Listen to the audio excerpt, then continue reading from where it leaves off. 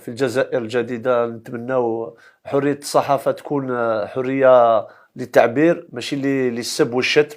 اليوم انا كيشوف صديقي وزميلي واش تعرض الايام السابقه حتى وين يعني نحاول نزعولوا صفه الصحفي يعني ولا غير. جات مناسبه باش انا مصطفى معزوزي امام الله امام التاريخ نشهد باللي كان زميل في كنا نعملوا كيف في اولمبيك، عملنا كيف بلانيت سبور يعني ولا غير تغيضني حاجه باسكو لو ديبا ديدي سي ترانسفورمي اون ديبا دو ان اون ديبا دانسولت فهمتني. دونك واحد انتقدوا في العمل تاعو ما فيش مشكل، تنحي له حتى الصفه تاعو تاع الصحفي وين وصلنا اليوم.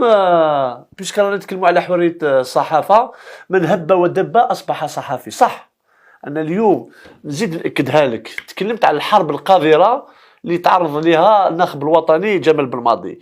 اليوم نعطيكم معلومه حصريه، كاين واحد المجموعه فرد من هذيك المجموعه اللي كنت نددت بها انايا، داروا له حتى بطاقه صحفي دولي باش يعطيو له الصفه باش كي يتكلم على بلماضي ويسب بلماضي يكون عنده صفه الصحفي. شوف يعني وين وصلنا في الحرب القذره هذه. نغلق القوس نعاود نولي للسؤال تاعك يعني